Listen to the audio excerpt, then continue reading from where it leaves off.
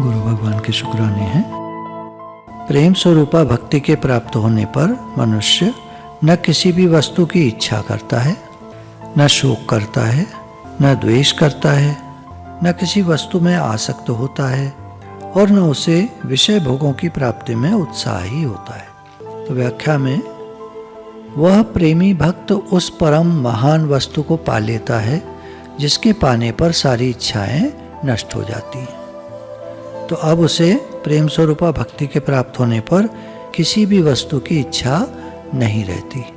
मेरे तो गिरधर गोपाल दूसरा न कोई, मुझे तो भगवान मिल गए, अब भगवान मिलकर अब और क्या चाहना, तो और कोई चाहना बाकी नहीं रही। जगत के प्रेम, ऐश्वर्य, सौंदर्य, बल, यश, ज्ञान, वैराग्य आदि समस्त पदार्थ जिनके लिए भोगी और त्यागी सभी मनुष्य अपनी अपनी रुचि के अनुसार सदा ललचाते रहते हैं, भगवत प्रेम रूपी दुर्लभ पदार्थ के सामने अत्यंत तुच्छ है।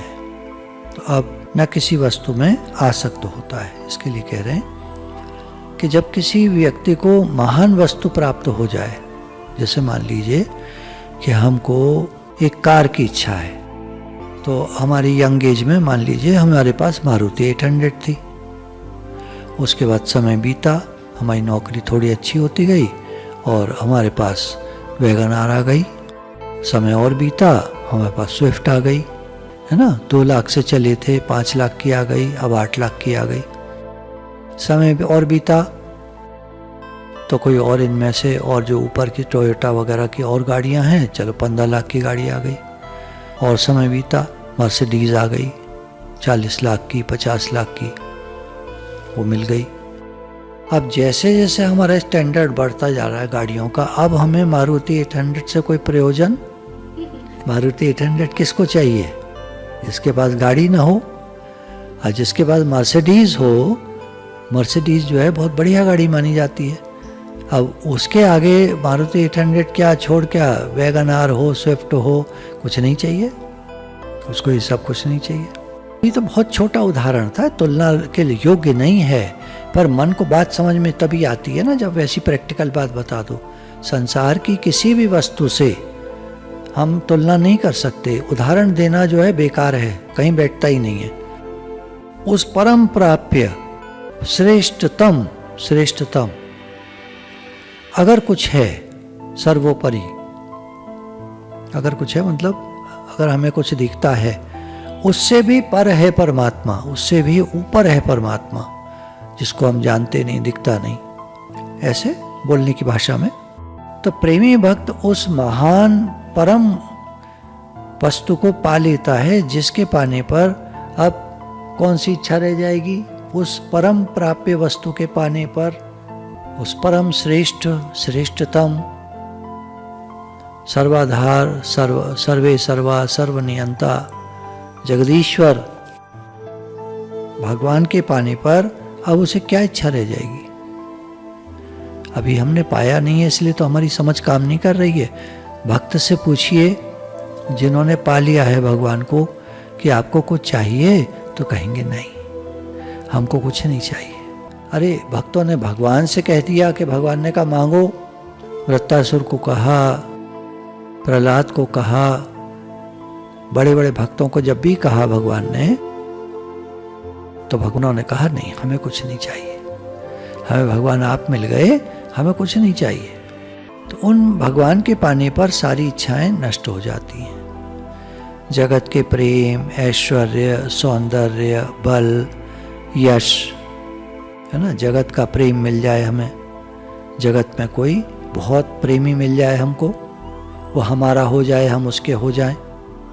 ऐश्वर्य मिल जाए, निरा भोग सामग्री, पैसा, पदार्थ मिल जाए, सौंदर्य मिल जाए, बल, यश, ये सब मिल जाए, संसारी चीज़ें। या अब चलो ज्ञान, वैराग्य आदि समस्त पदार्थ, स्पिरिचुअल लाइन के सब पदार्थ मिल जाए, पूरा ज्ञान हो जाए, पूरी समझ हो जाए, वैराग्य आ जाए। तो पहले जो बताई चीज़ें उनके लिए तो भोगी तरसते हैं, ज्ञान और वैराग्य के लिए त्यागी तरसते हैं, भगवत प्रेम रूपी दुर्लभ पदार्थ के सामने ये सभी तुच्छ हैं। जिनको भोगी चाहते हैं वो भी, और जिनको त्यागी चाहते हैं वो भी। भगवत प्रेम प्राप्त हो जाए तो ये सभी पदार्थ तुच्छ है। भक्त तो मुक्ति भी नहीं चाहता।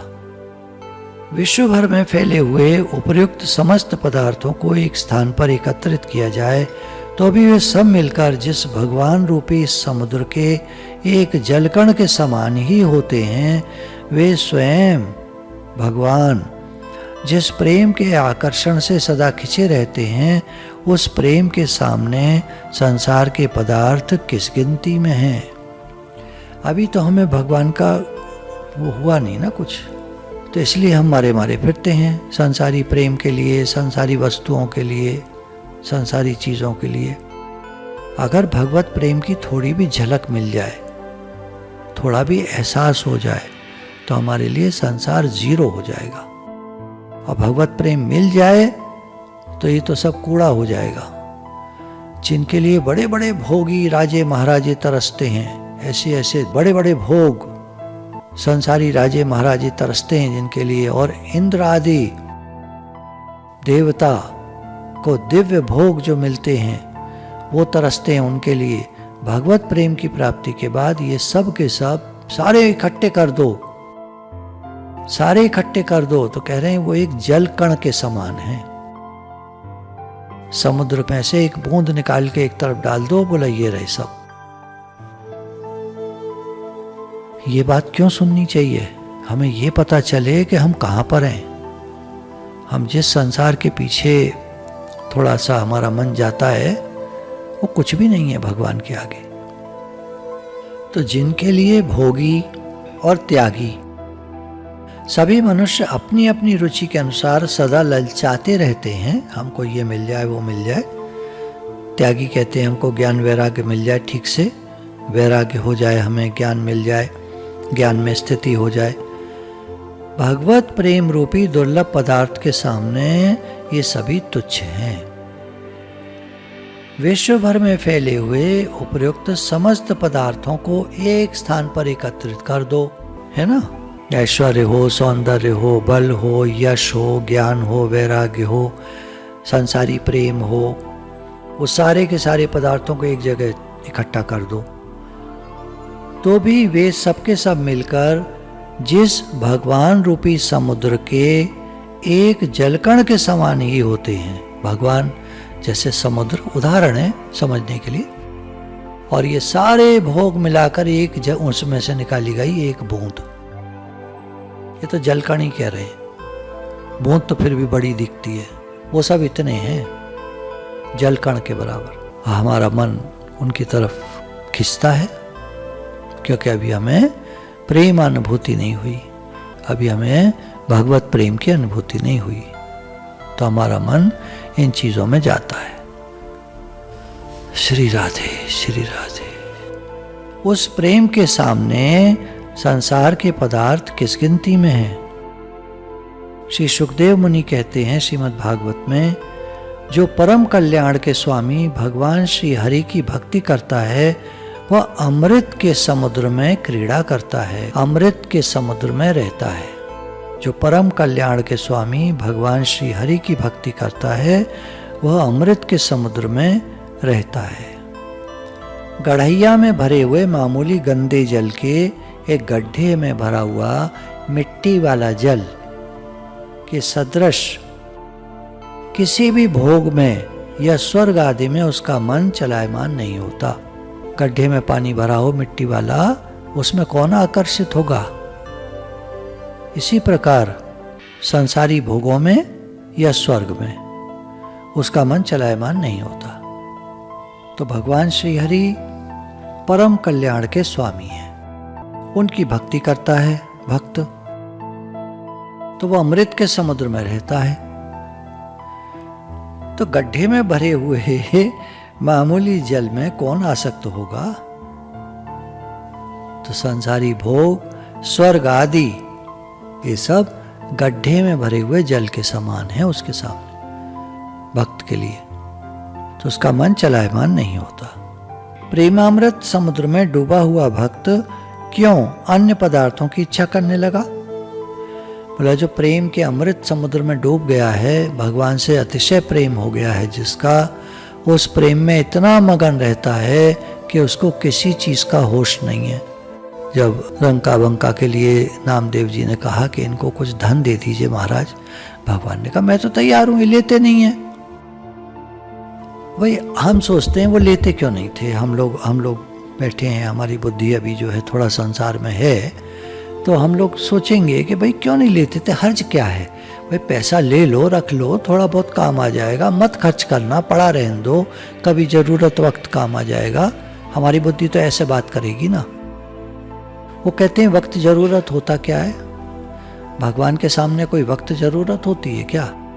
भगवान तो हर समय हाजिर हजूर है, हर समय मौजूद है, हर समय है। जब वक्त होगा तो वो देखेंगे, वो जाने, उनका काम जाने। हमें क्या चिंता करनी, हम पैसा इकट्ठा करें, वक्त ज़रूरत, बीमारी आएगी क्या? ऐसे भक्त को इतना विश्वास होता है, वो पूर्ण समर्पित रहता है। प्रेमामृत समुद्र में डूबा हुआ भक्त क्यों अन्य पदार्थों की इच्छा करने लगा? जैसे भक्त भोग और मोक्ष आदि की इच्छा नहीं करता, न उसे भोग चाहिए न उसे मोक्ष चाहिए, वैसे ही इनके नष्ट हो जाने का शोक भी नहीं करता। अगर चीज़ें कुछ मिली हुई हैं और नष्ट हो जाएं तो शोक नहीं करता। भोगों के नाश को वह परमात्मा की लीला समझता है। अगर भोग मिले हैं, वैसे कहते हैं ना कि जब किसी की भक्ति बढ़ने लगती है तो भगवान उसके सारे पदार्थ छीन लेते हैं। छीन क्या लेते हैं? वो खुद ही चक्कर में नहीं पड़ना चाहता, वो खुद भगवान से कहता है इन्हें हटाओ, जान के झंझटों को, बवालों को। उसको तो बवाल लगने लगती है ना चीज़ें। आपको एक अनुभव की बात बता रहे हैं कि जब आप दान करने लगते हैं अच्छी तरह, तो आपको आगे चलकर दान से भी वैराग्य आ जाता है। वो भी एक बवाल, झंझट मालूम पड़ता है। हर अच्छी चीज़ संसार की, अच्छी और बुरी कैसी भी कह लीजिए, वो एक समय के बाद झंझट बन जाती है, आफत बन जाती है। आदमी बोर हो जाता है, आजकल की लैंग्वेज में बोलें तो बोर हो जाता है। तो भोगों के नाश को वो परमात्मा की लीला समझता है। भगवान आपकी लीला हो रही है, सारा कुछ मिला हुआ नष्ट हो रहा है। वो बात आती है ना कि नामदेव जी की झोंपड़ी में आग लगी तो इधर का सामान भी आग की तरफ डालने लगे। तो किसी ने कहा अरे महाराज, अरे इधर जो बचा हुआ है उसे तो हटाओ। तो कहते हैं भगवान की ऐसी मर्जी है, आज झोंपड़ी में आग लगी है, भगवान इस रूप में आए हैं, तो ये सामान भी जल्दी दो भगवान को, जल्दी स्वाहा करो, इधर तक आग आने में टाइम लगेगा, जल्दी करो। तो वो तो झंझट समझते हैं ना पदार्थ। जो पदार्थ हमको प्रिय लगते हैं वो भक्तों को झंझट लगते हैं। इसलिए भक्त सदा हर हालत में आनंद में रहता है, कैसी भी हालत हो। अब हम ले उन भक्तों को जो रजाई में थे, भक्त प्रहलाद, भक्त ध्रुव आगे चलकर रजाई में थे, तो उनको कोई पदार्थ, कोई दिक्कत थोड़ी थी किसी भी चीज़ से। हर हाल में सम, हर हाल में समता, हर हाल में भगवान की रजा में राजी। वो तो भगवत प्रेम में मग्न रहता है। वह सदा यही चाहता है कि मेरा भगवत प्रेम बढ़ता रहे, चाहे जन्म कितने ही क्यों न धारण करने पड़े। अगर दूसरा जन्म भी लेना पड़ जाए तो कोई बात नहीं, भगवान मेरा आपसे प्रेम बढ़े। इसी प्रकार वह किसी जीव से या लौकिक दृष्टि से प्रतिकूल माने जाने वाले पदार्थ या स्थिति से कभी द्वेष नहीं करता। वह सब जीवों में अपने प्रभु को और सब पदार्थों में और स्थिति में प्रभु की लीला को देख देख कर क्षण क्षण में आनंदित होता है। कुछ भी हो रहा है वो भगवान की लीला देखता है।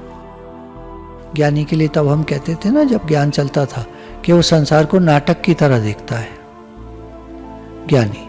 तो नाटक देखना थोड़ा सा मुश्किल है, भगवान की लीला चल रही है ये मन को मना लेना आसान है। भगवान की मर्जी से सब हो रहा है, सही बात है। अब उसमें कुछ हमारा कुछ नहीं चलेगा, कोई परेशानी भी नहीं होगी, भगवान की मर्जी से हो रहा है। भक्त का मन सदा प्रभु प्रेम में ऐसा तल्लीन हो जाता है कि आधे क्षण भर के लिए भी अन्य किसी पदार्थ में नहीं रमता। एक सेकंड भी किसी और पदार्थ में जाता ही नहीं है। इतना भगवत प्रेम में वो तल्लीन रहता है। हे नाथ, मैं आपका हूँ, आप मेरे हैं। और इतना प्रेम होता है उसका भगवान से, तल्लीन रहता है कि मन कहीं जाता ही नहीं। गोपियां उद्धव जी से कहती हैं, उधो मन न भये 10-20, एक हो तो सो गयो श्याम संग, को आराधे ईश। मन अपने पास रहता ही नहीं, तब वह दूसरे में कैसे रमे। इसलिए तो प्रेमियों के भगवान का नाम मन चोर है। मधुकर श्याम हमारे चोर, मन हर लियो माधुरी मूरत, निरख नयन की कोर। वे प्रेमी भक्त के चित्त को ऐसी चतुराई से चुराकर अपनी संपत्ति बना लेते हैं कि उस पर दूसरे की कभी नजर भी नहीं पड़ सकती। प्रेमी भक्त के चित्त को भगवान ऐसा अपने में लगा लेते हैं कि दूसरे किसी की नजर ही नहीं पड़ती उस भक्त पे, ध्यान ही नहीं जाता। उसे बावला, पागल ऐसे कह के लोग इधर उधर बढ़ जाते हैं। दूसरा कोई दिखे तब न कहीं उसमें आसक्ति या प्रीति हो। भक्त की बात ऐसी है कि उसे दूसरा नहीं दिखता, दूसरा दिखे तो कहीं प्रीति हो। कोई चीज नहीं दिखती दूसरी, उसको लगता है सब भगवान के रूप है।